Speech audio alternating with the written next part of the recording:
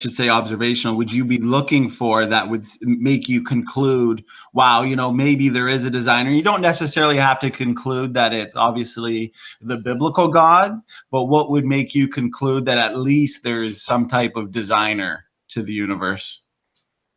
Well, I mean, I suppose if I met the architect himself, like, so you're the architect designing for the machines, huh? Yeah, it's Yeah. me. I am the architect. Well, like if I Okay, looked at cool. Well, like if I looked at a car, say across the street, whether it's a Chevy Cruze or a Chrysler 200, obviously I've never met the engineer or the designer of it, but I mean, I can look at it and based on the, incredible design and intricacies of it, obviously I'm going to conclude, okay, maybe obviously there's a designer to this, even though I may never meet the designer. I'm sure he's all the way, halfway around the world in Tokyo or Hong Kong or something, but, what would you say to that? Hang on.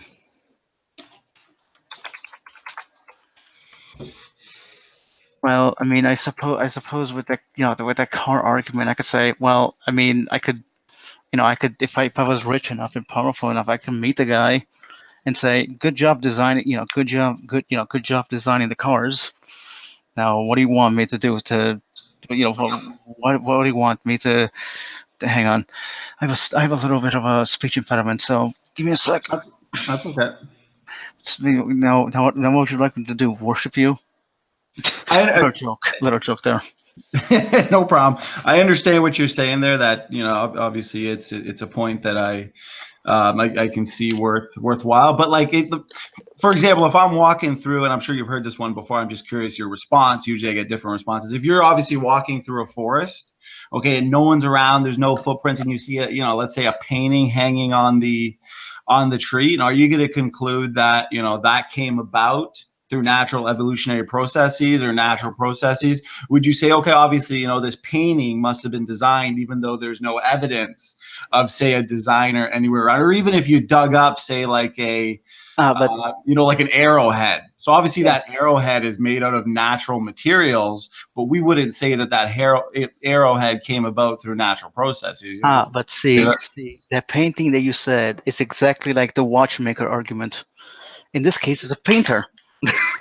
Exactly. But what I'm trying to say is there's no evidence of the painter around, right? No footprints, no one's around. Like, would you still conclude that there's a painter, or would you conclude that it must have come about through some natural means? I guess would be my question. Okay. Since it's here's the thing. Like in regards to the painting, okay, I wouldn't immediately jump to the conclusion that it was naturally made because paintings don't make themselves. You know what Sure. I mean? I would say Yeah. that it was a painter, but the painter would be human. You know what I mean? Yeah. Here's the thing, and I'm going to try to remember the way a YouTuber put it, because there was a YouTuber who actually used the he's an atheist, so he didn't use it, like he actually used the painting analogy, and he painter, God damn it, the painting analogy, and he said, well, okay, how do you know anything about the painting? Well, in order for us to know anything about the painting, we'd have to know something about the artist first, but because we don't know something about the artist, we can't know about the painting. It's circular, you know what I mean? You got to know something about one before you know the other. I mean, Okay. yeah, painting looks nice. And I totally understand your point. So I guess if I were to put it into because it sounds like you're very empirical, observational. Like if I look at the universe, Thanks. okay. So obviously we'll disregard the painting argument, the car argument. I do believe that because no analogy is perfect. So I think that is in a way analogous to, say, what we see around us. But if I look at, say, the first law of thermodynamics, for example, that says that matter and energy can neither be created nor destroyed. Obviously, it can be converted, but that wouldn't be the same as Well, creating. But then if you look at, just one second, if you look at the second law, that would say that a system, left to itself will, in the course of time, go toward greater disorder. So it's kind of the law of increasing entropy. So if we take that back far enough in time, we'd find ourselves in a state of least entropy. Wouldn't that be a state of creation? Go ahead. not really. I'm not really that well versed in science yet. You know, I am interested in science, you know, physics, biology, all that stuff. But there's only so much time in the day, dude. You know what I mean? I understand when you're working 60 hours a week, it's tough to. I'm just saying, like, you know, in a layman's sense, you don't even have to get into the details of these laws of thermodynamics. But if matter can neither be created nor destroyed, you know, But how hold did on, it come about? there's okay, but think about what you just said. If it can't be created or destroyed, how did this creator create them in the first place? Yeah.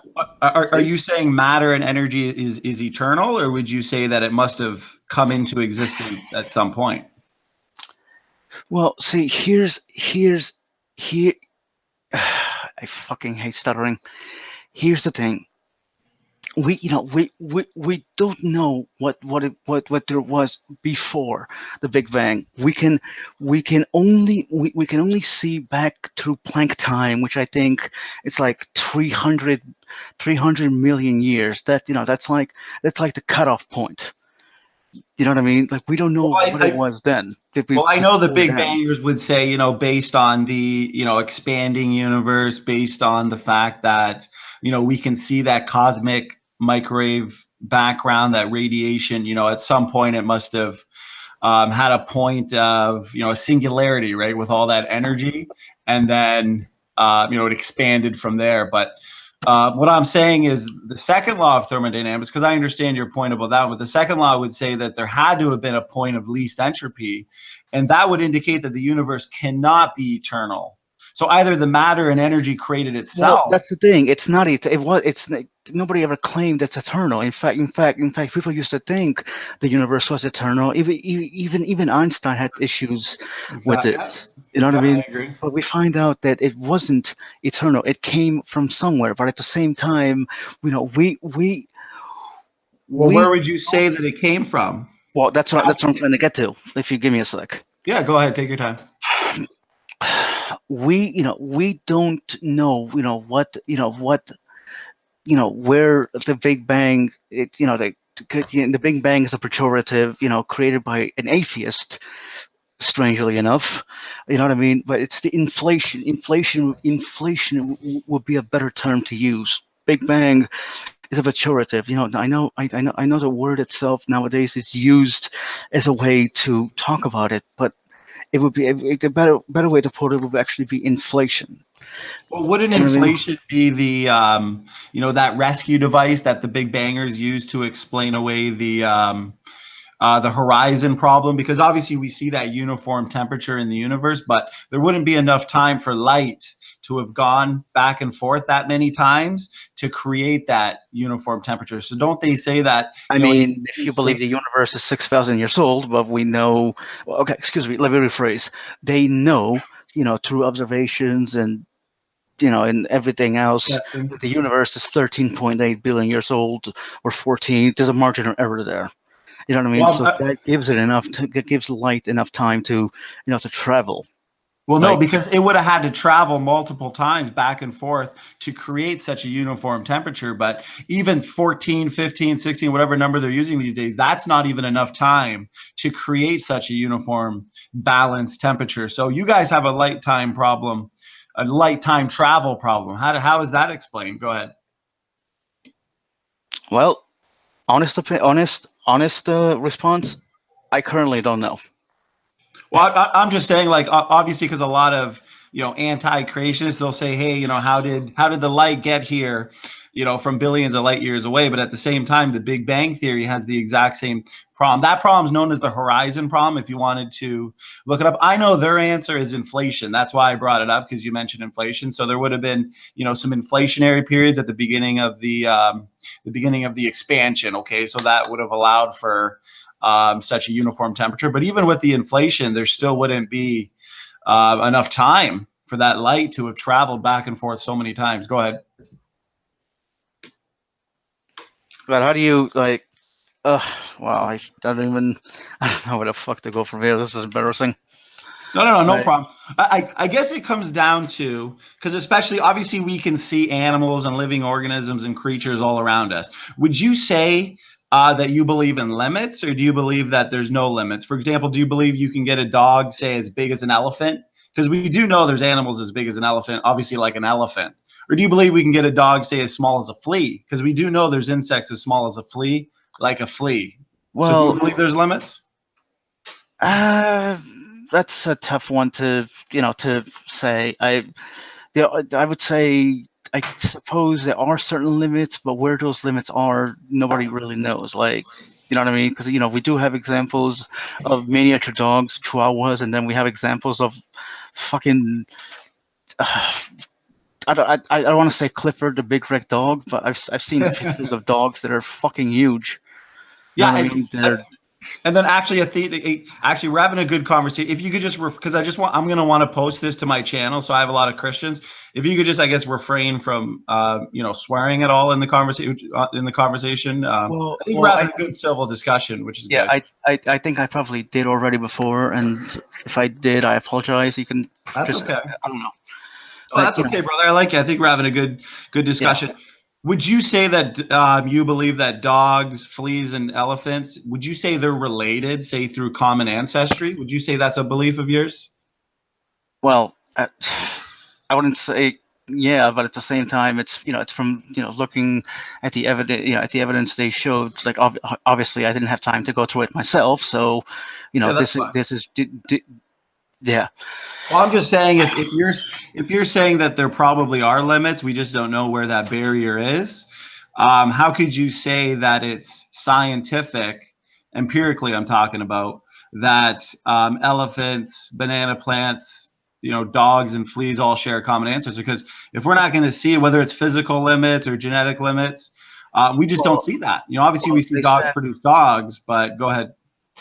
Oh no, I mean, from what from what I've seen, I've talked to Drag, I've listened to Drag talk, I've read up.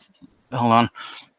I've had a discussion with Drag very briefly. Yeah, he Yeah, you had. certainly has a I saw wild that. imagination.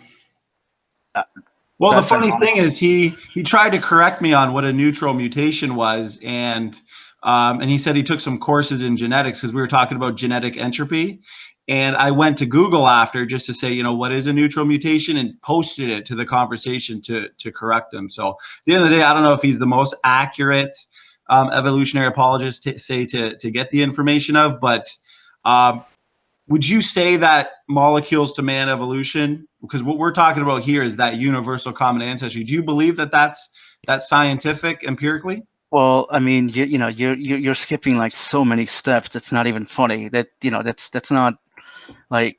Okay, yeah. So I suppose 3.8 billion years ago, like molecules, atoms themselves, like so elements, were I Okay, guess we can just skip bubbling. abiogenesis. No, I understand. We can skip abiogenesis. I should say fish to. I'm just trying to get you to admit, because obviously, if there are limits, okay, let's say, okay, obviously a mouse, that's a mammal. A dog's a mammal. Can you get a mouse as small as a flea? You can't even get a mouse as small as a flea.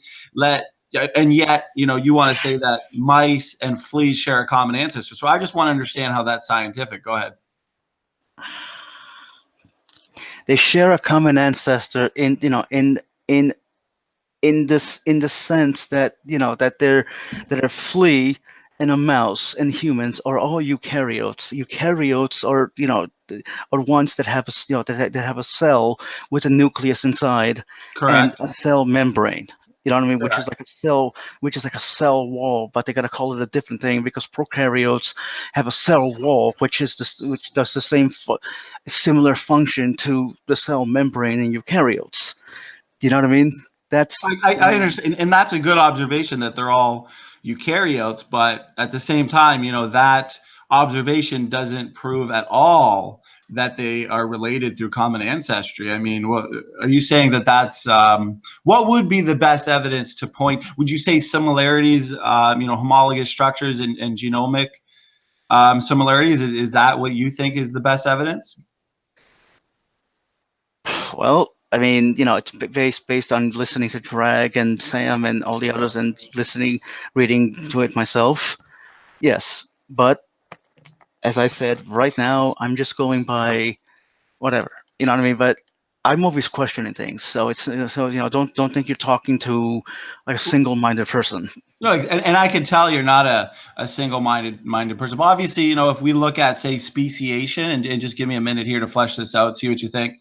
Obviously, speciation would be moving in the wrong direction, say, to support, the evolutionary belief that we're talking about in, say, upward changes or fish to fisherman evolution. So if we see, changes based on, I don't know, pre-existing genetic variability, where's that novel information coming from to take a single-celled organism like a bacteria, up to a multi-celled organism, to a fish, amphibian, reptile, mammal, bird, human? Like, where's that information, that new information coming from? Go ahead.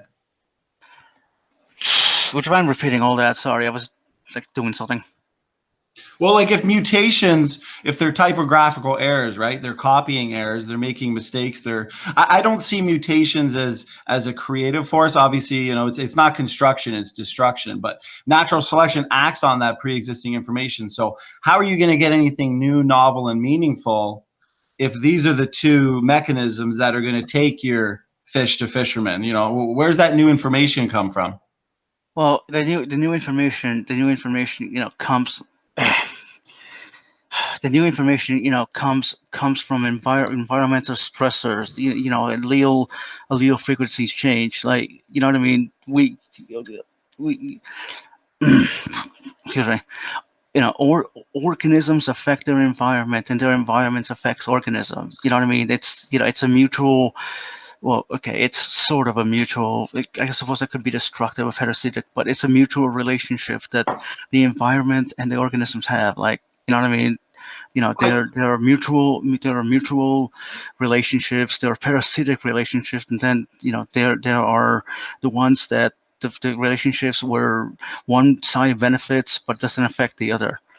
And I agree, a lot of these mutations, they're going to be environmentally dependent, right? They're going to be deleterious in one environment and they're going to be beneficial in another. But I would say that's more of a beneficial outcome, because I think it all comes down to a net loss versus a net gain, because I see an abundance of examples, where genetic degradation is being used in an attempt to show an increase in information over time, whether it's sickle cell anemia, aerobic citrate digestion by bacteria, the Lenski experiment, for example, nylon digestion, the melanoprotein. But the thing is, if they all involve decay of prior information, how's that going to get your fish to fisherman, is what I'm saying. Because obviously we don't disagree on change. I believe there's limits. You're saying there's no limits. So hold on. That's a straw man. I said I don't know whether there's limits. Just saying. Okay. So are you saying you don't know if universal common ancestry is true? Like, are you doubting that? Are you saying possibly? No. Whoa. I said I don't know if there's limits. I never said I don't know if there is a universal common ancestor. Like, I know we started this discussion civilly, but it just seems like you're kind of strawmanning me here. Well, I'm not strong, because I'm trying to say, if you believe at some point there was, lifeless, obviously abiogenesis would say lifeless chemicals, turned into, obviously indirectly into a single-celled organism, and billions of years later we have all this life. So that would indicate there's no limits. How can there be limits if you're going to go from a single-celled organism indirectly into a whale? Hold on. There could still be limits, but we don't know. We don't know where that limit is. Like, limits doesn't mean. You know what I mean? The word limit. The word limit. It's like, it's so ambiguous. The limit could be anywhere. Like, for example, if you ever played a video game, okay. The world you play in, has, even even even a sandbox like Grand Theft Auto has limits to the world, but the world is so fucking huge that, oh, sorry, the world is so the world is so huge that that will take you days to reach the limits. So limit is arbitrary. The limit could be, a 2 billion by 2 billion by 2 billion box. You know what I mean? No, I understand what you're saying, but I'm trying to say that if natural selection is acting on, pre-existing information, and we're seeing variation based on pre-existing information, that's not really consistent with large-scale evolution is my point, because I just want to know where this new information is coming from, not a shuffling of existing information. Because you could have a dog population producing more dogs, I but mean, you're I always told going to get a you dog. it comes from environmental pressures. You know what I mean? The environmental pressures is what is what cause the new information, quote unquote. That's another word that's loaded. To appear. Well, Like I mean, it's just it's a shuffling of pre-existing information. So obviously, if it's like, for example, the wingless beetles, on an island, they lost their wings, and now it's beneficial because in their environment, they can survive because the wind's not going to blow them away. But at the end of the day, it's still a loss of information. They lost the information for their wings, so that's still not going to take your fish from to fishermen. Go ahead. Well, that's the discussion, right? The biblical model, we would say that God created, pre-existing differences within all the created kinds. He created significant heterozygosity, right? So with all that allelic variety, we could see a ton of variation based on mutations and natural selection. So we don't need to see new novel information, but evolution requires new novel information. So okay, have you ever heard? Have you hang on. Have you ever heard of the game of life? yes, I have. Okay, now, based on what I remember is that, like, complexity arose just from a few simple rules that the you know that the you know, that that the pr- that you know that the guy made. So why couldn't complexity arise from simple simple atoms, hold on, being affected by the four fundamental forces of physics? Well, I mean, yeah, you can believe that, Well, this no, evolutionary story. hold on. We have, well, okay, I would say the game of life is kind of a good evidence for that. Like, there were simple rules that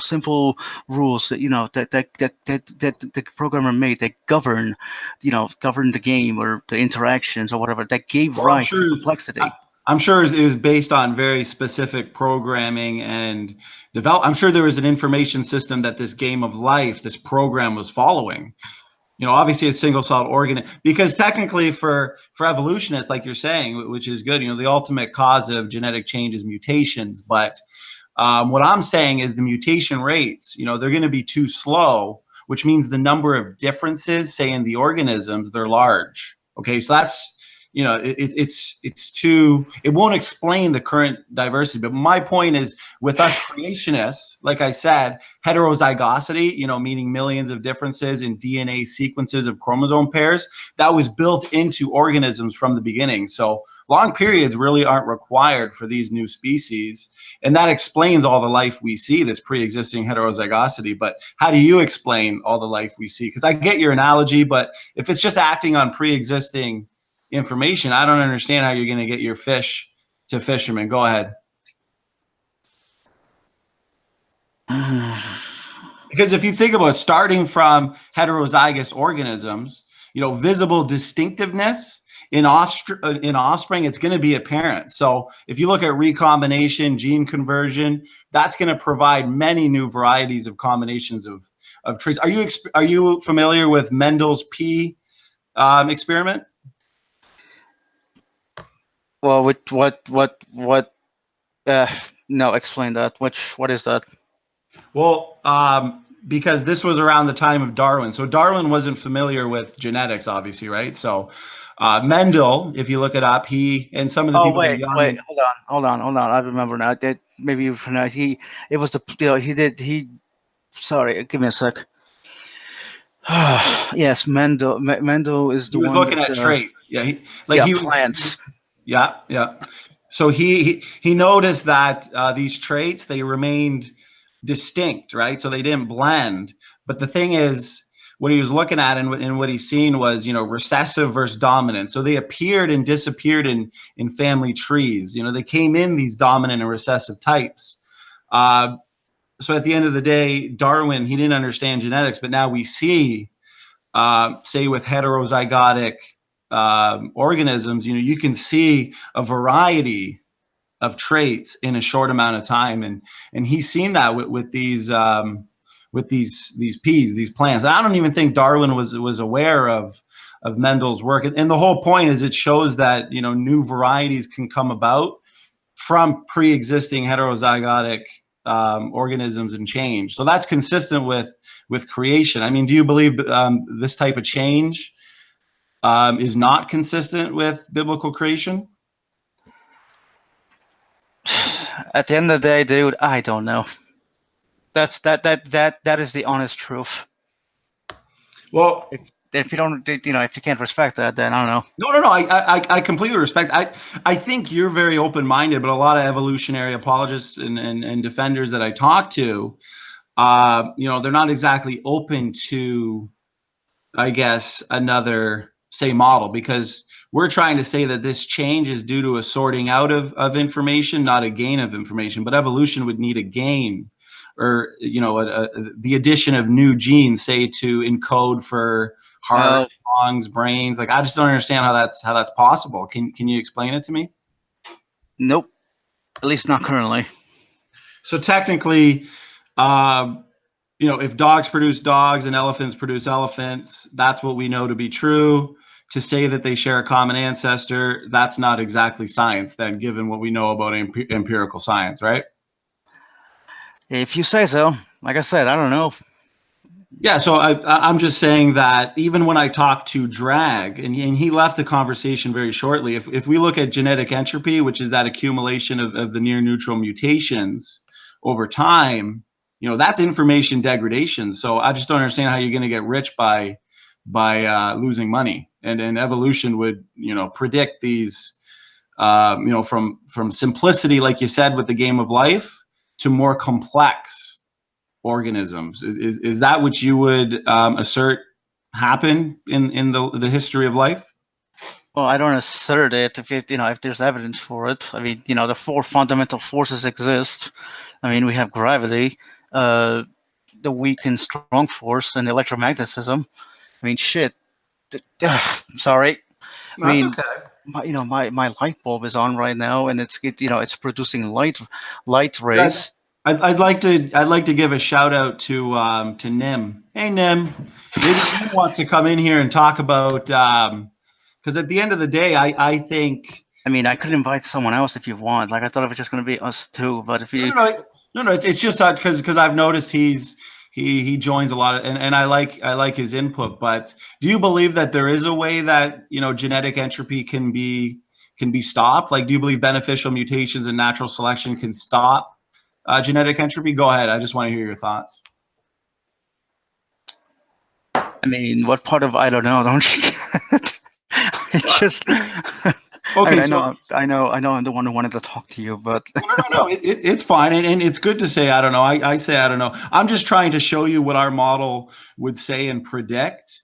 And at the end of the day, what we are seeing is decay. We're seeing degradation, which is consistent with the biblical fall, right? So when Adam and Eve sinned, God removed his sustaining power, and now it's just been a downhill process ever since. So I believe that's what we see empirically.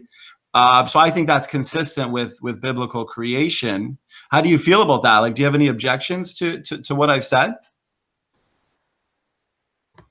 I don't know. Like, at the end of the day, I'm like, dude, I just want to live happy. No, and that's what it's all about is living happy. But at the end of the day, Abraham Lincoln, he died over 100 years ago, and he's still dead today. So we need to look to eternity. And if that evidence is there, whether it's the first and second law, whether it's genetic entropy, whether it's pre-existing, heterozygosity, pre-existing information, don't you want to look to eternity? Go ahead. Well, what do you mean by looking to it? Like, what do you mean, looking to eternity? I'm saying if there's this evidence of this decay process which points to creation, don't you want to get to know the creator? Not right now, no. Well, why is that? Because I don't know whether he exists or not. Like, if I die and he's there, I'm like, hey, so I was wrong. Okay. Like I don't understand why this creator would be such a narcissist that you have to believe he exists when when you don't see there's enough evidence. Well, Like, I just showed you that. well, Uh, but here's the thing: just because I don't know, doesn't mean I'm gonna believe you. You know what I mean? No, I completely understand, but I mean, you can even, look at this the science yourself. Obviously, everything is winding down. That would, indicate somebody had to wound it up. And I'm not saying that that somebody is necessarily the biblical God, but it would indicate that, something or someone had to wind it up. Aren't you interested in, discovering who may have wound up this universe, who may have created this universe? Are you interested in that at all? There's a lot I'm interested in, but unfortunately, I don't have time right now to actually get into it. Hopefully, one day when I'm, when I'm at a place where I'm comfortable enough financially, I could sit down and literally learn everything there is to know right now. Right now, I have to go with bits and pieces. No, I completely understand that. And what's different about Christianity and other religions is that Christianity it's different because salvation it's been done. So for example, Jesus Christ did all the work, but all your other Yeah, religions. I don't really like believe the whole salvation thing. Like, geez, if there is a God, he shouldn't demand that you like. Here's the thing. If a God really exists, he should judge me, based on my actions, based on how I treated other people, and not whether I believed in him or not. Like, what. Would you, if you tell me this, if you created the universe, what the hell would you want? There I go cursing again. Oh, What that's would you okay. want? Well, the Okay, word hell's what in you the want. Bible. Well, I would say that the fact, because there's a lot of religions out there, whether it's Hinduism, Buddhism, Islam, Mormonism, Catholicism, but you can rule out the other religions because the fact that the second law points to a point of creation, because we know the universe is expanding. It goes back to whether it's God or whether it created itself from nothing. And I understand Lawrence Krauss says nothing is not the nothing that rocks dream of. But what I'm trying to say is that would indicate that whatever Well, this creator well, was, he that made.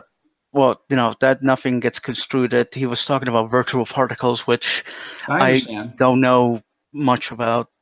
Well, God, the I thing hate is, not knowing things. those virtual particles that he's talking about, whether it's in the vacuum, whether it's quantum fluctuations, they're fluctuating in the known universe. So that's still But not explaining where everything came from. Is his problem? here's the thing.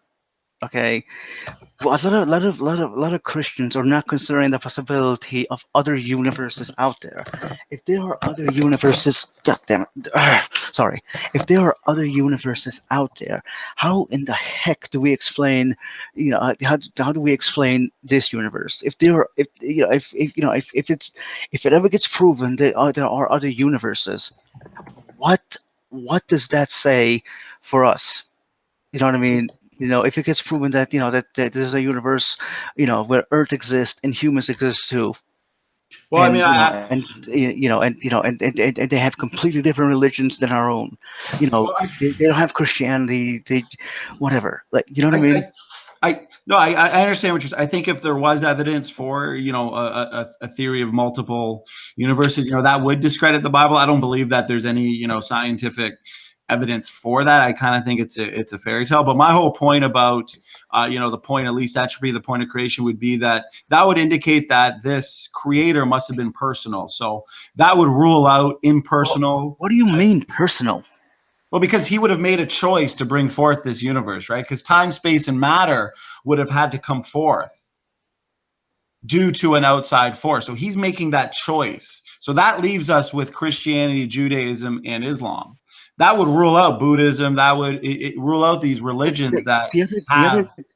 how do you explain that the other religions claim to be right? You can't all be right. You can't say, of course you're going to say, oh, mine is right, but they're saying theirs is right too. Like, I just And very good question.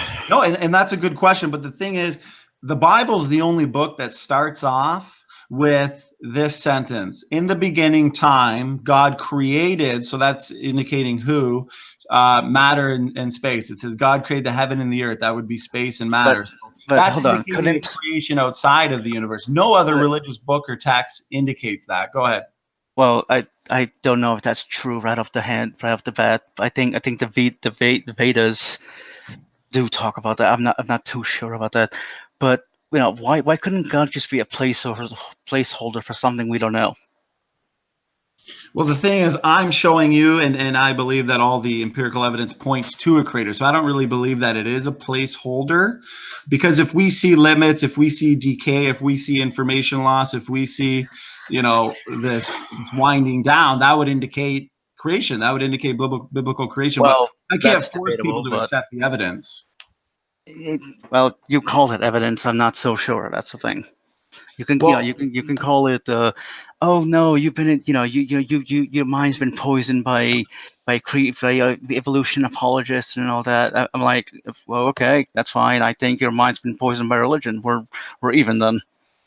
Well, the thing is, even ask the people in the audience. Let's see what this evidence against genetic entropy, this accumulation of near neutral deleterious mutations is, because that's consistent with a biblical model. And you're not going to get rich by losing money, which means fish to fisherman evolution is a fairy The whole, tale. Therefore, how did we get here?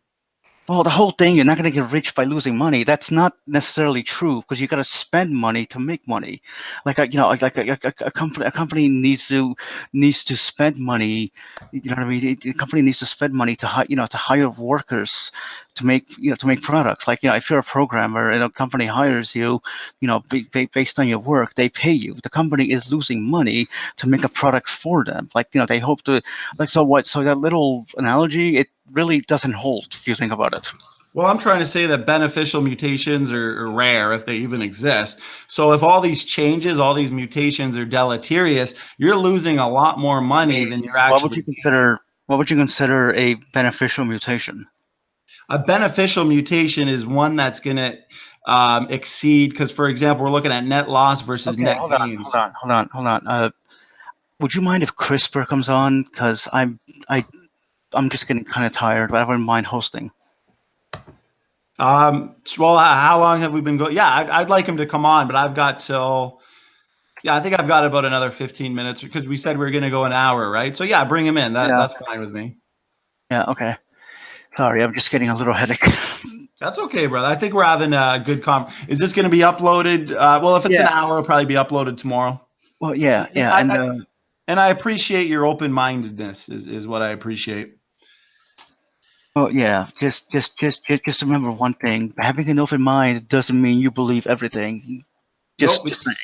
I'm gonna quickly go get a glass of water while you invite this Chris guy in, and then we can all chit chat for a bit. Okay, just one moment.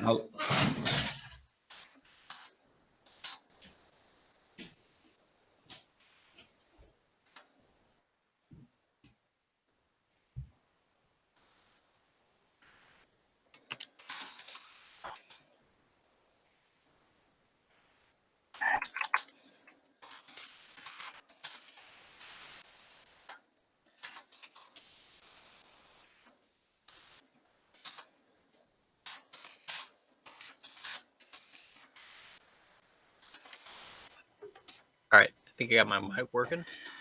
Hello. So be honest with me. I don't know. I feel like I'm doing terrible, but you know what I mean? Some of those questions, I'm like, well, dude, I don't know right now. I can't give you an answer. Just be honest. I mean, I sort of just got here. Oh, I okay. Sorry for asking. I didn't even realize that the topic was genetics when I put that first post in. Which Well, I hope you actually read that whole thing, just so that you're forewarned. So hold on, let me actually see what you posted. Sorry, I just noticed you wanted, you were talking, and hang on, okay. What's going on, gentlemen? Have I missed anything? Hang on a sec. I'm listening, and sufficiently so with genetics if needed.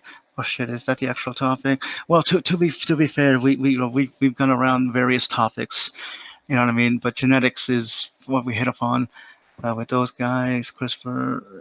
Okay, I don't see if you wrote anything. We've talked. Unless We've kind of just talked about the existence of God, limits versus, I guess, no limits. Or is there another guy in the chat right now? yes, Crispr. I don't know if you talked to him before. Is he here? Right? Like, is he here? Yeah, I'm here. Hey, Chris, how you doing, man? So okay. At the Doing sorry. well. CRISPR. Yes. So What's up, Crispr. Christopher? Hold on. Sorry, Crispr. At standing's request, I would like to keep the cursing to a minimum. I mean, I know it's whatever. If it was just us, I wouldn't care. Oh no, You know what I mean? I stated whatever the standards of the room would be. Okay. Um, Anyways, Well, Yeah. I'll start off just by asking Christopher the same question I ask most evolutionists this, because I just want to understand if they believe, or what they believe about limits. And I'd stop asking it, but everyone always gives me a different answer. So I just don't want to straw man anyone's position. So Christopher, do you believe that we can get, say, a dog as small as a flea? Because we know there's insects as small as a flea, right? Like a flea. Or do you believe that we can get a dog as big as an elephant? Because we do know there's animals as big as an elephant, like an elephant. Do you believe there's limits, physical, genomic? Go ahead. There are various limitations on the basis of pre-existing genetics. So you have systems that get built in. One interesting example for mammals actually is the number of vertebrae in the neck. It seems to be a very fixed thing. That the genetics controlling that, actually, if you mess with that it actually has other downstream effects that will cause serious problems, especially relating to cancer. So in reptiles, you can have more vertebrae or fewer, and it's fine. But in a mammal, if you have 6 or 8, that's really bad. And so you do have limits like that, right? Where you have these signaling cascades and these you have these various regulatory systems that are in place, and it's hard to work around them after the fact. So if you're talking about starting with a population of dogs that have pre-existing genetic systems that are in place, working around those might be quite tricky. Not necessarily impossible, but like difficult. I understand the law of monophyly, right? You never outgrow your ancestry, but would you say a population of dogs today came from ultimately a population of something that was non-dog, like whether it was long ago and far away, or what do you think about that? Yes, there were things in the ancestry of dogs that were not dogs. Okay, so if we see, a population of dogs producing more dogs, is it scientific to say that a dog today came from something that was non-dog long ago and far away? Well, you can look into your own ancestry, right? And you can see that if you go back far enough, right, there are ancestors that you have that are not, descendants of other ancestors that you have, right? So like your great great great great great grandfather is not a descendant of your great great grandfather. That's not how that works. It's the same idea. Okay, so did you have grandparents? Yes. Were they human? Yes. Now, did they have grandparents? Yes. Were they human? Yes. Okay, so how far do you have to go back before they become non-human in your ancestry tree, whether you're looking at your different ancestries, whether you're looking at mitochondrial DNA, nuclear DNA differences, ERVs? I don't have that specific number in front of me. Well, hold on. Yeah, go ahead. No, I just wanted to add something. The word human is actually just something we use to separate ourselves from animals. Before we had a better understanding of evolution. So we're still technically, we are primates. Human is Well, you could say we're primates, but you know, my great-great-grandfather wasn't, you know, an ape-like ancestor. Can a black person and a white I'm person? sorry. Wait. I gotta jump in there. If Yeah, your go ahead. grandfather wasn't an ape-like ancestor, what was he? Was he a dog? Was he a fish? What was he? Of course he was an ape. Of course he was an ape. You're an ape. No, It'd be my stupid for ancestry you to goes say he back to wasn't an Adam ape. and Eve. Are you an idiot? Who would have had pre-existing heterozygosity that would have allowed for the variation that we see. But you're trying to say And then they were apes. They were apes. They are defined as apes. That's what they are. Okay, I'm sorry, I didn't mean to cause this much. Okay, can white people and black people interbreed? Yeah. Okay, can white people and chimpanzees interbreed? I mean, I don't know. Have you tried it? No, they can't. So they're two different kinds. So you can believe, obviously, that you know a chimpanzee and a human are related through common ancestry, but that's your religion. Go ahead. Can I ask you something? Can a chimpanzee and a gorilla interbreed? I'm gonna say no. I'm not too sure if they can. Are they both apes? Well, the thing is, they might actually Are be they able to both interbreed, apes? can they? Are they both apes? I would say yes, they are both apes, but I would say that any 5-year-old can look at a chimpanzee and a gorilla and conclude that they're the same kind of animal. So, so what you're saying is that even though chimpanzees and gorillas can't interbreed, they are still both apes. But yet somehow the fact that humans and chimpanzees can't interbreed means that humans aren't apes for some reason you can't explain. Yeah, but at the end of the day, you know, a gorilla versus a chimpanzee, like I said, you know, the differences between them are very minor versus, say, a human being and a chimpanzee. Humans are anatomically much more similar to chimpanzees than either chimpanzees or humans are to gorillas.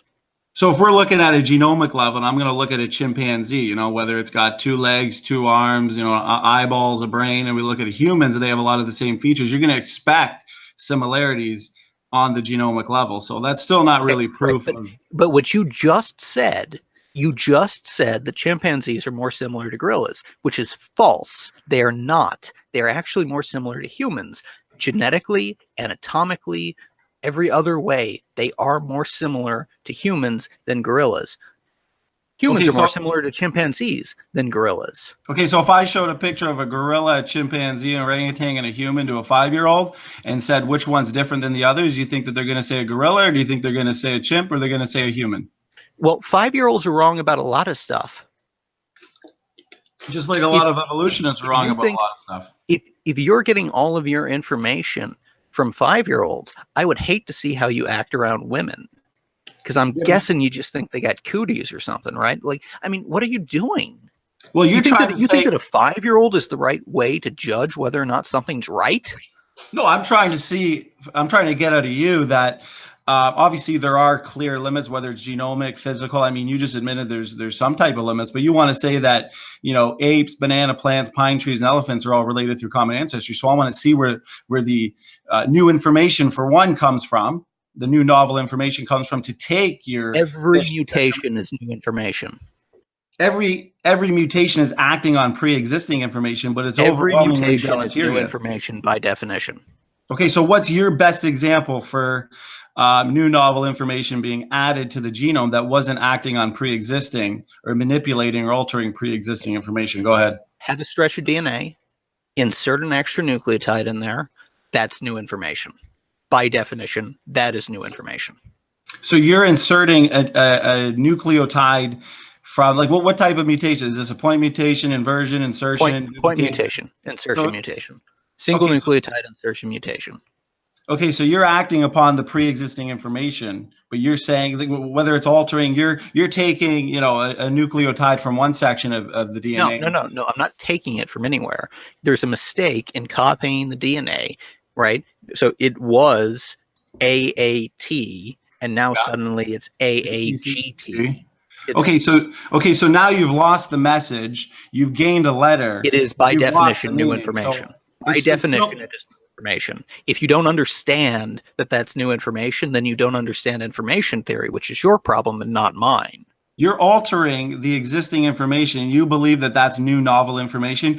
Mutations are not construction, they're destruction. But you want to say that mutations can do what we don't observe them to do today. Look at look at Lenski's E. coli experiment. How many generations has, you know, been observing these E. coli, and you know, all we're getting is a variety of E. coli. So Yes, that's because of monophyly, Yeah, right? I understand the law of monophyly. Like, but he could get a population, right, that has, you know, 2 legs and 2 arms and walks around in the fucking walks out of the petri dish, right, and greets you. They'd still be E. coli because that's how monophyly works. I understand that you can't outgrow your ancestry. I understand the law of monophyly, but I'm saying that these E. coli, this gene pool, this information is limited to the gene pool of the E. coli. That's why you're never going to, because you're trying to say a population and of the dogs.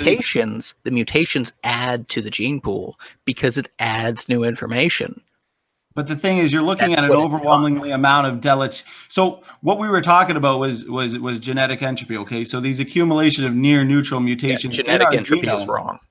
Sure, but I understand you believe that. But why do you believe that this because these near neutral mutations, you know, they're not noticed by natural selection, right? They're neither beneficial, they're neither detrimental. So they accumulate in the genome. But natural selection, if it's not acting upon it, accumulates in the population, it leads to extinction. So how can that be stopped, and why is that false? Go ahead. Yeah, so if there's a sufficient burden from the mutation load, that is selected against. Yes, if it's detrimental, yeah, I agree with that. I just said that. There's a maximum level of mutational load, of detrimental mutational load that is sustainable by a population. When it exceeds that, it's selected against. A sufficiently large population, right, you won't have those detrimental mutations move to fixation in a very large population, which means they will tend preferentially to move to extinction rather than fixation. Well, you're getting, what is it, 100 to 300 new mutations 140 in the reproductive.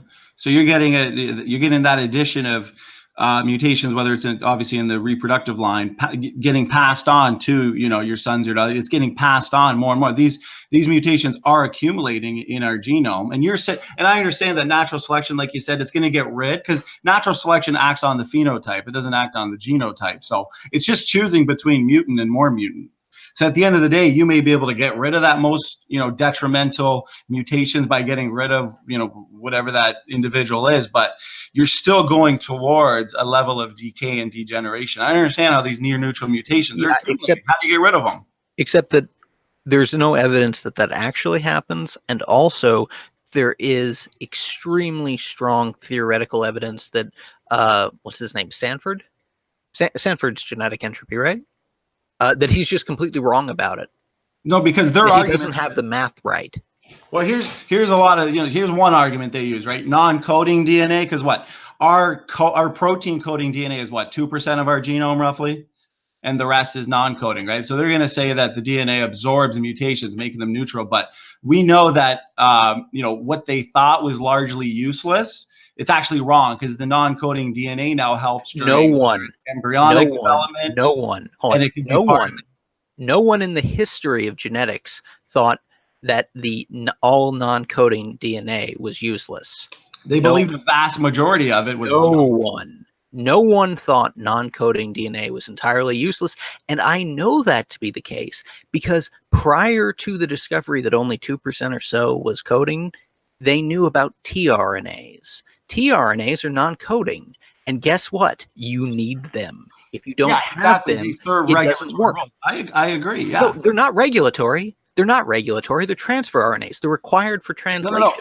No, I'm saying that there are many regulatory roles in the section of DNA called non-coding. I'm not talking about regulatory roles. I'm talking about transfer RNAs. Transfer RNAs are non-coding. That the bit of DNA that makes a transfer RNA is non-coding DNA because it doesn't make a protein. It makes a transfer RNA. Yeah, but you don't have transfer RNAs. You don't get protein.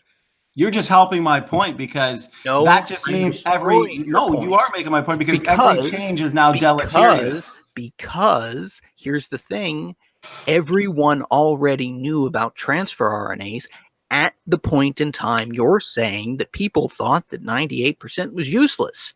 But that 98% included the tRNAs that they knew was necessary. So you're wrong. No one ever thought all non-coding DNA was useless. That's just wrong. Whoever you heard it from lied to you. How much of our genome would you say is non-functional versus functional? Go ahead. That's a very difficult question to answer. Well, I'm trying to say that the trajectory is looking towards and forward to a genome that has a vast amount of function. And what I'm trying to say is that indicates that our genome is polyfunctional, but that also means that it's polyconstrained. So any change, no matter how minor it is in the DNA code, whether it's a point mutation, acting on one single nucleotide, it will be detrimental and it will be deleterious. So go ahead. No, I just wanted to add that just a reminder, just because you ask questions like that and he can't answer, it doesn't automatically disprove what he's saying. Okay, just thought I throw it out there.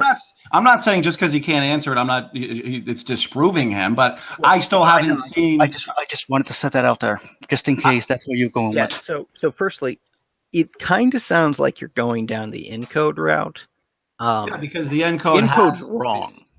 No, encode's not not wrong, because it shows that most nucleotides do play a role in multiple overlapping codes. It doesn't. And I'm saying that that's making the beneficial mutations. Is that a Freudian slip?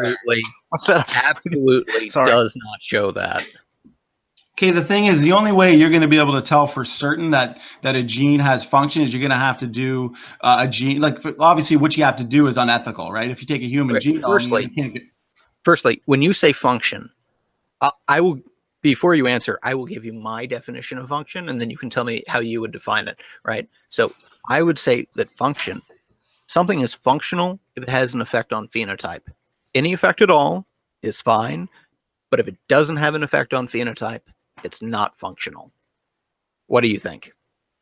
I would say if that, let's take a non-protein coding section or for example. If I see that that's active, because I know that's what ENCODE looked at is what was being transcripted, what had biochemical evidence. I would say that if there is, action going on, so whether it's regulatory, whether it's serving in an expression role, embryological, placental, that would be. So just to be clear here, what you're saying is you think that something that has a regulatory role in embryological development is not having an effect on phenotype. Is that what you just said? I don't believe that, because a lot of these roles that's going on in our DNA system that cells are performing, proteins, RNAs, it's not always showing a phenotype. You just said that something that controls embryological development isn't affecting phenotype, and that's the dumbest thing I've heard all week. I never said that something affecting embryological roles is not phenotype. I was just listing a bunch of functions that we see and expect to find in these non-protein coding regions, because we do know very little about the developmental process. It's kind of like a construction site, okay? And we even see things like protein moonlighting. It's almost like a multifunctional tool.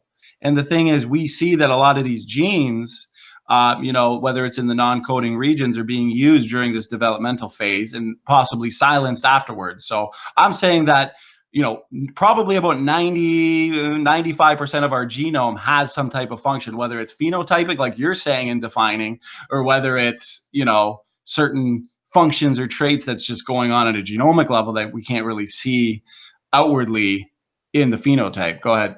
Yeah. So if you can't really see it, it's not a function. That's probably one of the stupidest things I've ever heard in my life. No, I can prove it, because you don't know what phenotype means. I know if phenotype is not just what's externally visible. You understand that, right? Like, I understand. If I have slightly higher blood pressure than you, that's a phenotypical difference.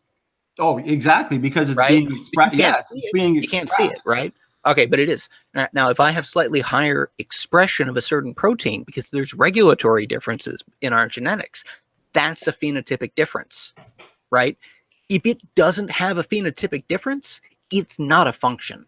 And I'm trying to say that based on these overlapping codes and based on these overlapping roles, 95% of our genome does have phenotypic. Okay, right. So you're saying functions. That it does have an effect on phenotype.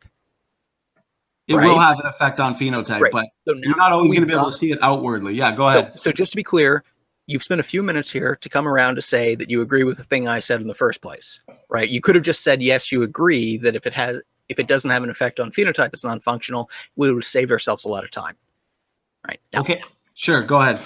okay, so anyway, on to why ENCODE kind of messed things up. Now, firstly, I've always got to preface this by saying that the work that ENCODE did was very impressive on a technical level, right? They put a lot of long hours. They did work at a very, very high level of quality to come up with this huge database of stuff, and I think that's great. And they should be commended for it. However, some of the leads decided to maybe try to stretch things to make it sound more impressive than it should be, which is why they basically said that anything even close to anything that looks like it might have some kind of function based on what other things have done, they're going to call it functional. And that is not the way you do science. Okay, now, just because you occasionally once in one sample saw one thing that looked like a transcript from something doesn't mean that thing is actively transcribed. Yeah, because what you're saying, spurious right? transcription. Yeah, because you're Spurious saying that they transcription is a found well-known process. It occurs all the time, and it's non-functional. Are you saying that when they found that at least 80%? I'm saying they didn't find that. So when they found that this non-coding DNA was transcribed, say into RNA, you don't think that that suggests function?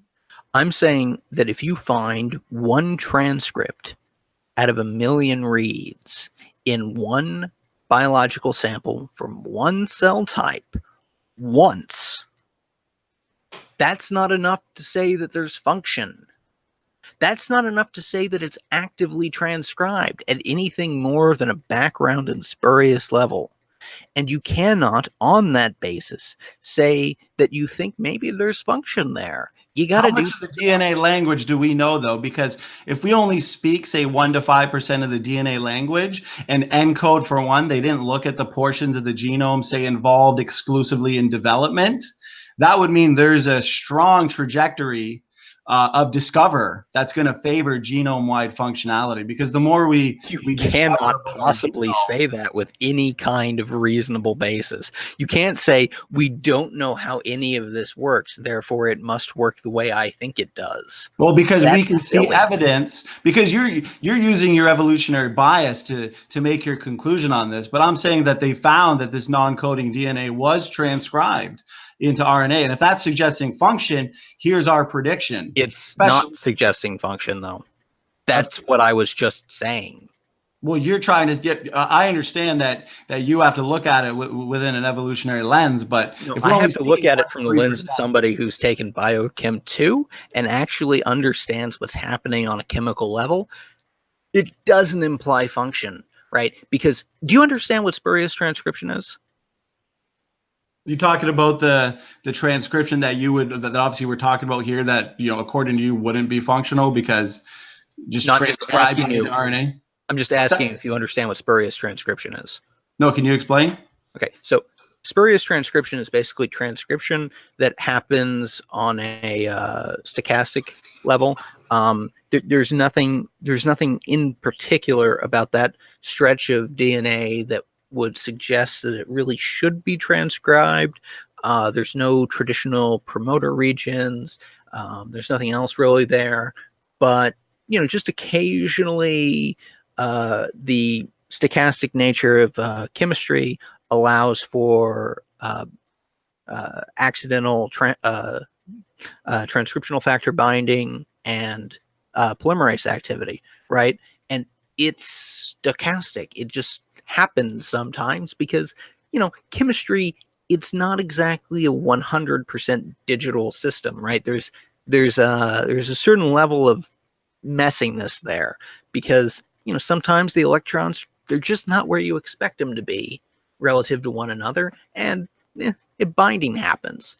That's spurious transcription, right? It gets transcribed for no reason. In other words, okay, so are you going to say that? Just let me finish this one more point. If you were to take and make a like a 10,000 base pair random stretch of DNA and jam it into a yeast cell, right, into a yeast genome, and then watch it, right, get a bunch of those cells out, right, and then do the exon screening like the ENCODE did and see what gets transcribed.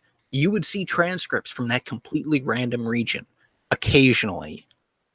Even though it's completely random, you would still get transcripts because of spurious transcription. It would happen, guaranteed, because chemistry is messy. Okay, so would you say that a lot of this non-protein coding regions, a lot of these, would you say that that's based on, say, evolutionary leftovers, whether it's ancient repetitive elements? Like, what would your is that redundancy? Some of it is, yeah. That's what Okay. the evidence suggests. Some of it is. Okay, so here, let me just finish what I'm saying, and then you can continue. All I'm saying is that we see this non-coding DNA being transcribed into RNA. We're saying that it's suggesting some function. I'm saying that because we only speak, whether it's 1 to 3 to 5% of the DNA language, this non-coding DNA probably it's going to be involved in whether it's a regulatory function, with when and how fast, say, to make specific proteins. We know very little about the developmental stage, so we would suspect or predict that a lot of that region is going to have embryonic developmental functions, whether it's the timings of, say, the manufacturing of proteins, even some of this DNA, the non-coding DNA. I'm saying, and correct me if I'm wrong, it is known to be transcribed into, short change microRNA, right? So what does that do? Bind to the specific sites in DNA, and then there's your regulation because it's regulating the transcription of those sites. So what I'm saying is that the trajectory. Yeah, there's no evidence that the majority of the transcripts encode found, that 80%, actually do any of that. No evidence at all. But I'm trying to say that based on the fact that we only speak, it's like putting a kid in front of the hood of a car and saying, hey, take out everything that's junk and useless. I think it's great that you only speak 1%, but you're not on top of the current literature, right? So how much about our DNA code do you believe we understand, percentage-wise? I believe that we understand the chemistry of it quite well. What about the function of it quite well? Yeah. How much of the function do we understand? Because if we're not doing these, if we're not doing these, I'll explain. I'll tell you exactly what the real problem is. The real problem is that chemistry is messy, right? So you can understand how these reactions work on paper, right? If you just have one of them. But the problem is you have millions and millions of them happening at once, and they kind of go in different directions all the time, and it gets really difficult to track down exactly what the end result is going to be with 100% certainty for every single one of them. Well, now that's okay, because it's like asking exactly where every single drop of rainwater is going to end up. You don't know, but you can still figure out where the watershed is. Right? You can still figure out where most of it's going to go. And that's usually okay. It's usually good enough. But for some of the really minor phenotypes that are controlled by some of the more finicky mechanisms, you get some weird stuff going on. But we understand the mechanisms controlling that too. It's just difficult to predict. But what I'm saying is, let's say we take non-human species, for example. We know that let's say mice. We know that scientists, and once again, correct me if I'm wrong, they perform knockout experiments. That's how they determine the function of DNA in those types of species. But we haven't done that based on ethical reasons to the human genome. So you won't know what certain parts of it are going to have very special functions, because even something like protein moonlighting, that wasn't discovered. Very fortunately, we don't actually need to, because nature does that for us. And what we can do is we can look at something like the 1,000 Genomes Project, and we can see where the variability is in the human genome. And we can see that in many of the areas that we say don't seem to do anything, also, we seem to see a heck of a lot of variability exactly in the places that we would expect if all of it's non-functional. Now, that doesn't really make sense if it's functional, because you've just messed with the coding region. By coding region, I mean it's coding for whatever, not for protein, but for whatever functional thing it is, right? You've just messed with that, and now it's not going to work right. Okay. But it Okay. still And, works and because it doesn't do anything. okay, I understand what you're saying, but another thing that we notice, whether it's point mutations or just mutations in general, we have documented thousands, probably even more, of deleterious Mendelian mutations accumulating in our human gene pool. So if I'm just saying, if this vast majority of deleterious mutations, Yeah, they don't typically accumulate though, because the ones that we tend to notice are usually pretty bad, right? exactly, The ones that no, we tend to I notice agree. kill you, or at least make your life really miserable. And also, humans are sort of, we put ourselves in a very special place where we actually have the resources to keep people alive who otherwise would have died. Yeah, that was my point before. That's Sorry. very atypical of species, right? For most species, if you've got a bad mutation, you are in serious trouble, right? You are pretty much guaranteed to die before you reproduce. And even if you do manage to reproduce, you're not going to do it as much as your peers.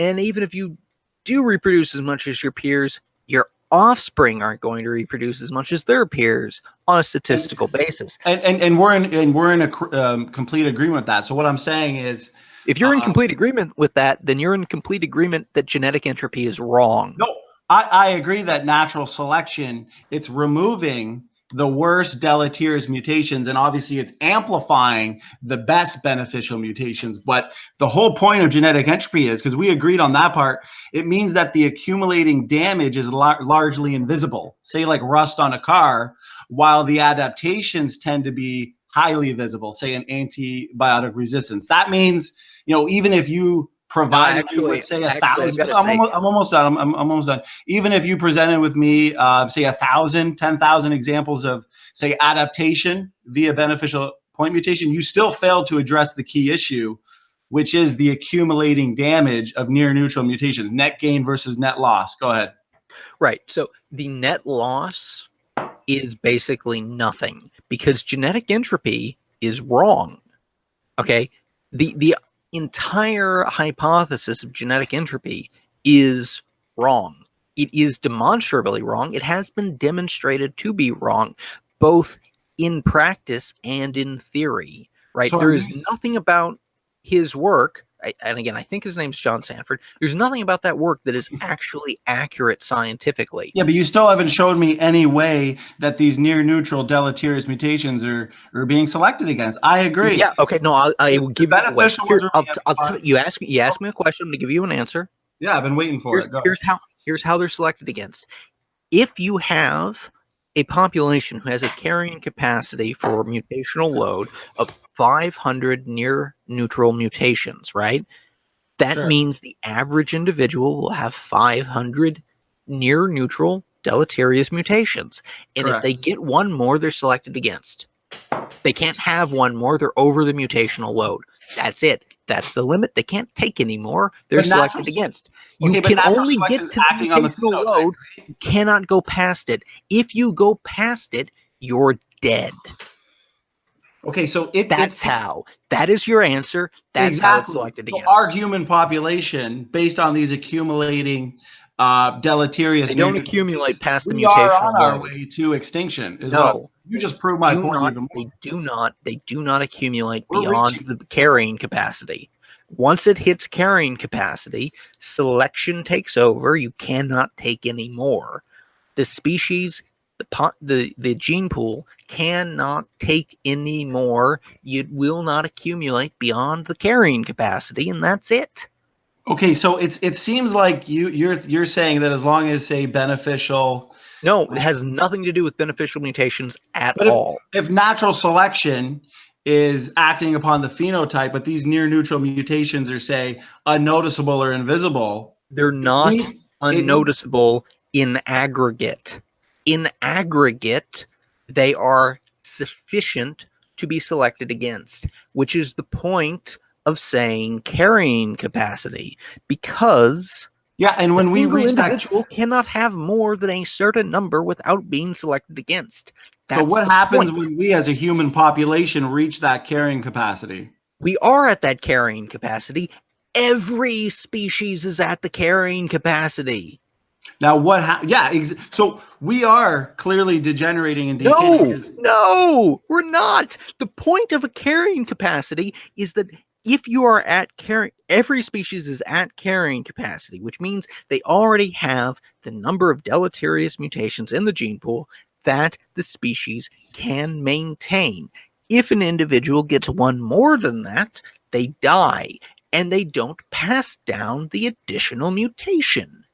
If an organism, by luck, by chance, has, it has fewer, right? It has fewer than the normal number, but it happens to have one completely novel deleterious mutation, it still survives and still breeds, but then its offspring will also have fewer deleterious because it had fewer deleterious in aggregate. If you have a population of 1,000 and say natural selection, how many of these, say, individuals in a population of 1,000, how many of them would be at like a carrying capacity where, say, now natural selection selects against them and they die? How much of that population, for example?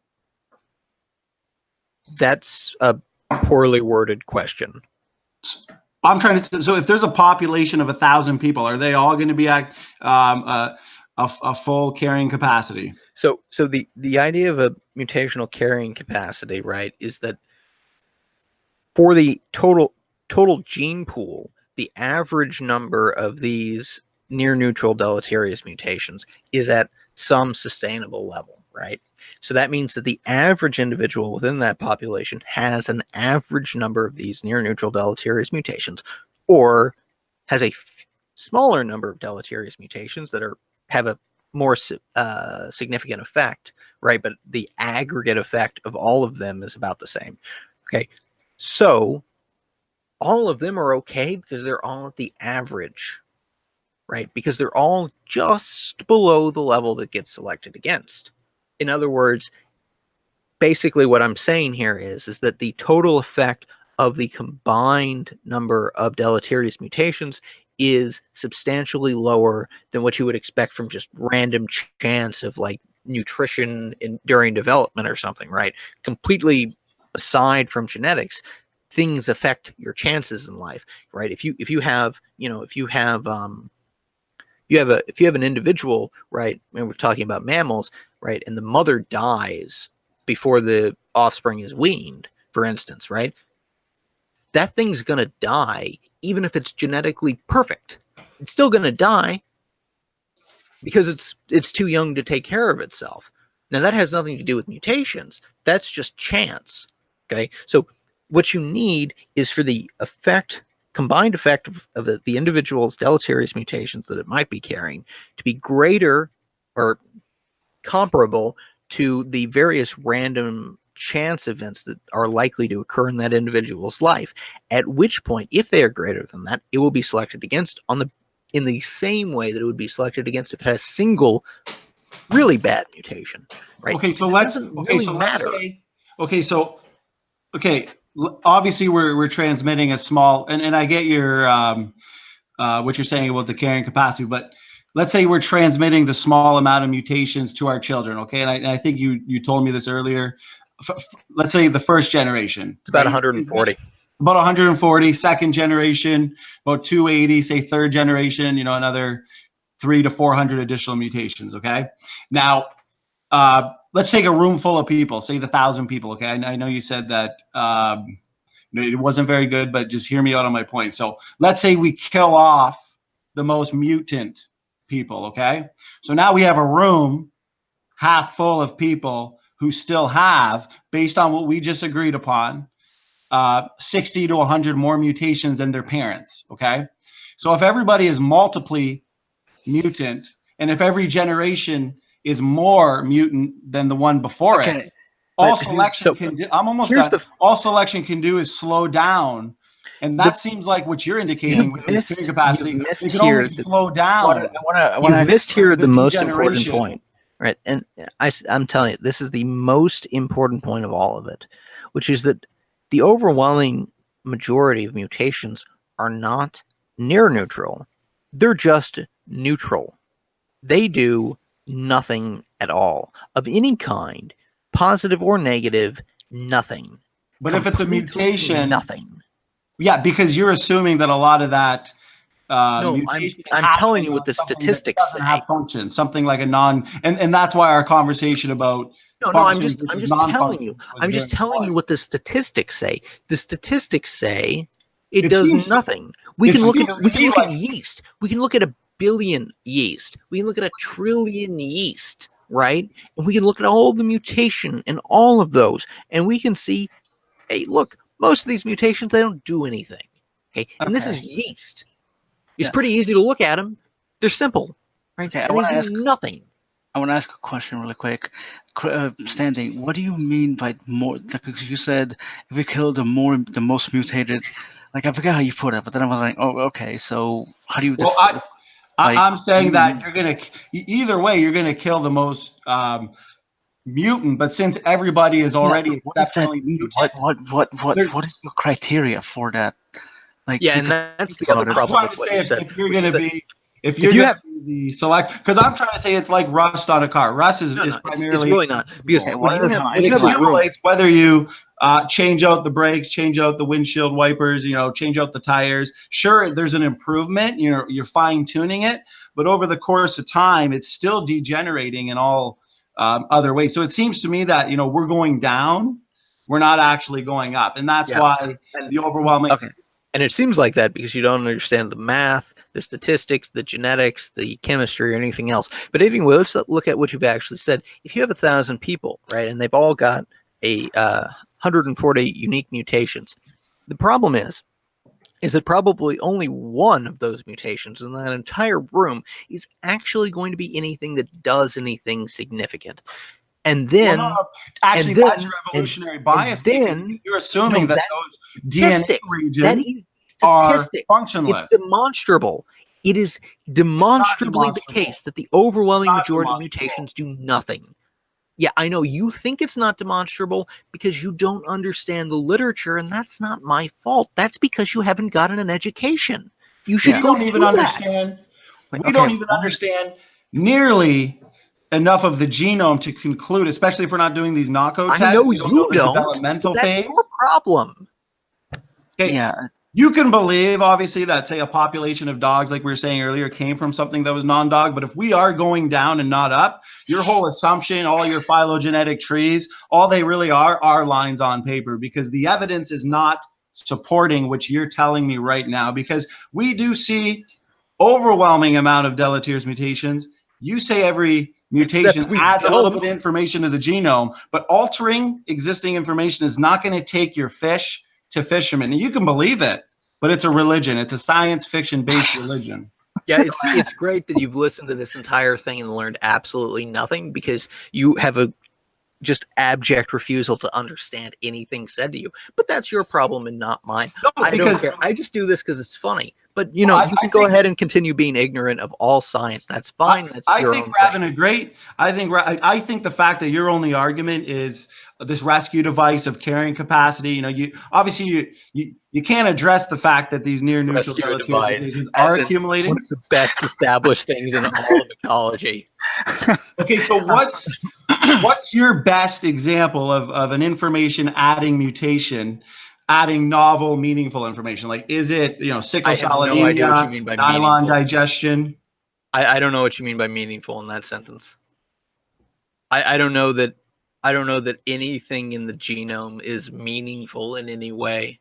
Well, any type. Okay, would you say that at some point, like, is your tree of life? Is it more like bushy at the bottom? Like, did we descend from many, single-celled organism? I'm sure it wasn't just one single-celled organism, right? So was it through colonization that they evolved and changed into multi-celled organism? Was it through colonization? Would you say? Yeah, again, I'm not sure that I understand the question you're trying to ask there. Well, I'm just trying to say we'll take it slow. Like if you start off with a single-celled organism or multiple single-celled organisms, how did they evolve into the multi-celled organism? I'm just asking, is it through colonization? Like how did that come about? Okay, you're saying colonization.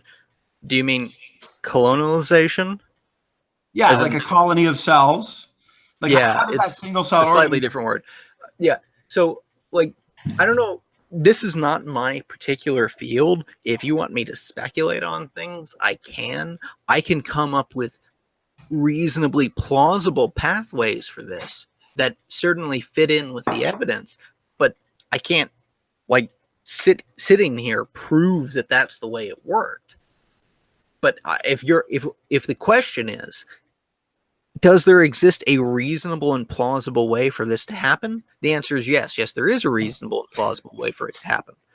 If your question is, can I prove it right here and right now? No, I can't. Okay, but kind of silly to ask for it. I'm just trying to say, if you're going to go upwards, say from, and I understand, evolution is random, but if you're going to go from, say, single cell to multi-cell to fish, amphibian, reptile, mammal, bird, human, ultimately, I'm just trying to say, obviously, a single cell organism, whether it's a bacteria, it has a vastly different information system than something like a whale or a human. So I'm just asking, it has pretty much the same information system. Okay, so does a bacteria have working genes, say for a heart, lung, brains, things like that, legs? Yeah, so the way that genetics works, there's not a gene for a heart. That's not the way genetics works. Well, you're going to have a colony of obviously that information, say for a human. Like humans do not have a gene for a heart. That's not how genetics works. If you think that it's the humans have a gene for a heart, you don't understand genetics. I'm sorry, you don't. There's genes. Hold on. Correct me. Hold on. CRISPR. This is just my uneducated self. But aren't there like multiple genes that that code and that that are responsible for a heart, and multiple genes for an eye? Like, it's not just one, right? It's not even that, right? Like, okay, it's such a simplistic way of viewing it. No, I know. I'm just I just wanted to like clear the air because there's one gene. Go ahead. It's not even that there's more than one gene for it, right? It's that the genes that you have are working in a system that is dependent on the co-localization with other cell types that have their own expression patterns, right? And so if you change those genes that are being expressed, you get different structures, or you don't form the structure you intend to. So, you can point to one of them and say, well, if we knock out this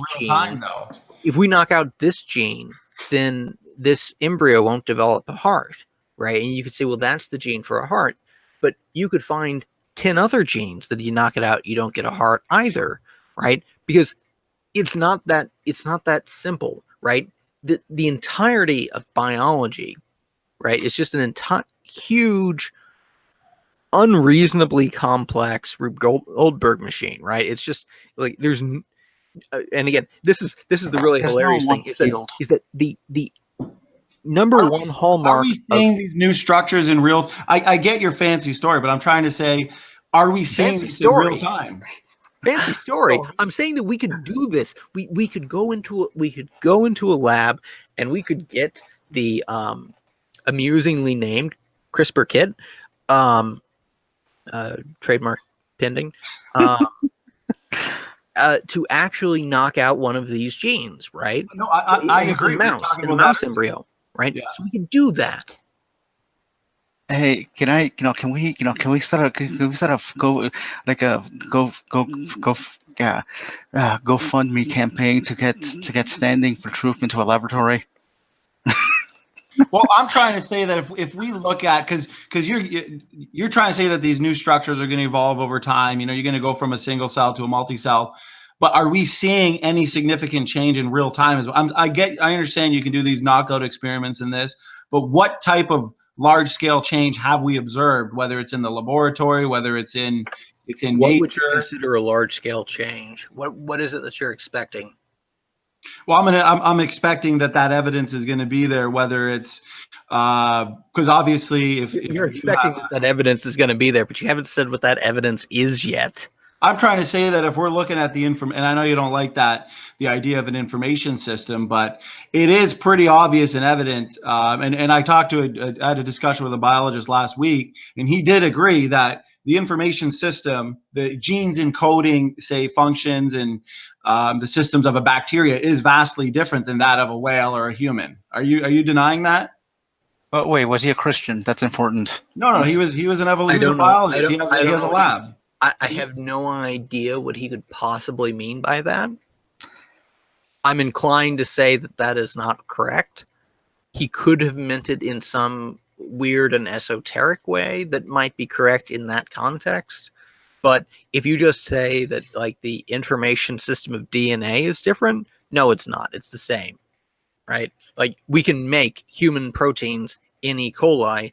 That's how we make most proteins that we want to make, right? We just put the gene into E. coli and have E. coli make it, and then we purify it. That's really common. Are you saying by intelligent means in a laboratory, you're putting a gene into the E. coli? Yeah, you know how we can do it? Do you know how we can do it? Do you know how we can do it? It's because it's the same information system. That's I want to ask him, did you talk to Jackson Wheat? I've had two very lengthy conversations with Jackson Wheat, and he was actually one of them, because we had this type of conversation. He was one of them. You can go look at it.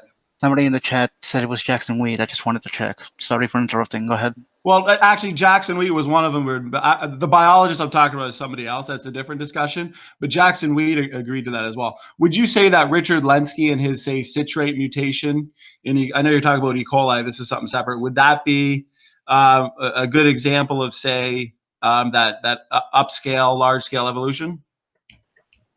The new you're asking me. Oh, I'm sorry. Your question is, do I think that some mutation is what you would consider to be a large-scale mutation? I have no idea, because you still haven't told me what a large-scale mutation is in your view. That's the thing I was asking you to tell me. What is it that you think we should be seeing that we're not seeing? Just answer that question.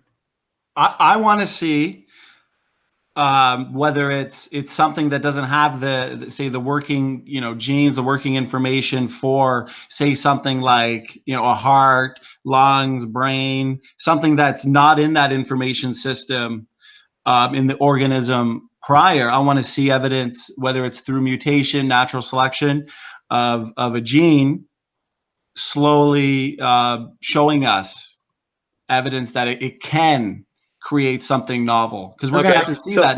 I can do that right now. How impressed would you be if some cells, some like skin cells or something, were suddenly able to sense light? We're able to detect light. Well, I would impressive. Well, I would look to see if that's an amplification of say something that's already in, the working system of the skin, or because we see lots of amplifications. For example, in the melanoprotein, we see amplification there, heterozygotic advantage in sickle cell anemia. So here's the thing, right? There is nothing novel about a heart. There's nothing novel about a lung. There's nothing novel about skin or eyes or the brain or the gut or anything else. I think the only novelty in the history of evolution was multicellularity, and honestly, that was just two cells deciding to stick together. Okay, so basically, there is no novelty. It's just changing expression levels to get slightly weirder variants of stuff that was already there. But if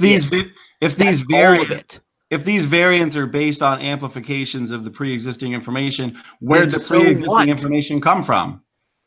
Okay, so if I tell you that you can make eyes out of the pre-existing information of just random skin cells, that to make skin, right?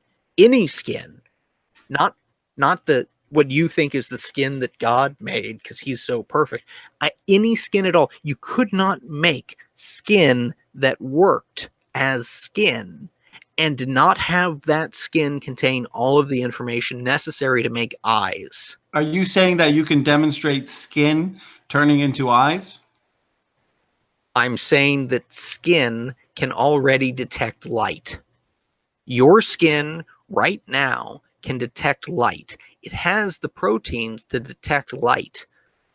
So you're trying to say that trait It has through our nerves that skin pass is evidence messages of you that something without eyes evolved brain. eyes. That's absolutely unbelievable.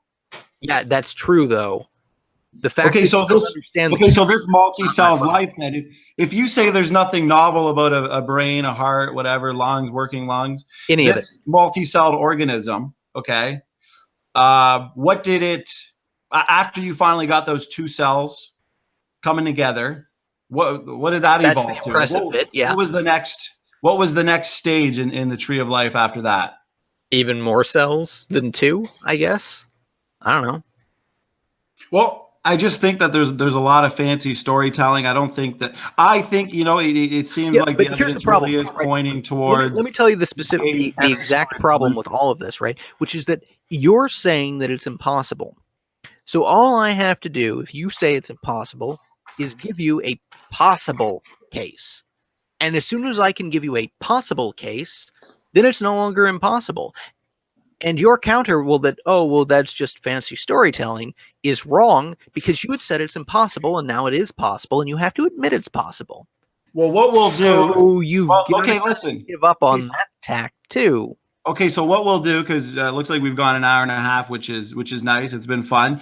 We'll have another discussion. I want you to come up with your 10 best examples of whether it's a mutation, natural selection acting upon that. I don't give examples of mutations because I don't care. Because the thing is, until a creationist can tell me the thing that they would accept if demonstrated to be true, there's no point in me coming up with my list, because my list is my list. I need to know what you would be impressed by, because if I don't know what you're impressed by, why should I even bother? Well, the biblical model predicts decay and degeneration. So if I see that the biblical model is already wrong in the universe and on a genomic level, then that's going to be consistent with my belief. So if I see strong evidence against that, then yeah, that would give me, and actually a falsifiable prediction would be, if just let me finish what I'm saying. If the trajectory, say in the next 10, 20 years reveals that these strong functions that we're predicting are going to be found in our genome, if it proves to be mostly junk, mostly non-functional evolutionary leftovers, that would falsify what we're saying here. So that'll be something to look forward to in the future. Well, it's still, the function's still there. You just haven't found it yet. You just got to keep looking even harder and harder and harder until you do find it. Because it's really there. It's really there. Because Darwin didn't know about genetics. So now when we're looking at a genetic level, we're seeing things like protein moonlighting. We're seeing these proteins have multiple functions. We're seeing that the ENCODE project, I understand that you deny that that's any evidence for future foundational reasons for believing that there's functions. Yeah. But yeah, all right. Listen, is this conversation going to get posted right away there? Yeah, but it should be up by tomorrow. Like, YouTube has to process it, so give it an hour. But by the time you wake up tomorrow morning, it should be, good. You can download it, whatever. If you want, you can edit. Because I know I did, curse once in a while, but that's whatever. fine. I mean, there's, you can go listen to the conversations with Jackson Weed and the biologist. I mean, they say a lot of things that are contrary to what this. I think this guy's saying a lot of word semantics, playing, hardball here. But it's good discussion, and we'll do it again soon, brother. We'll talk to you later. Bye. Bye. Sure.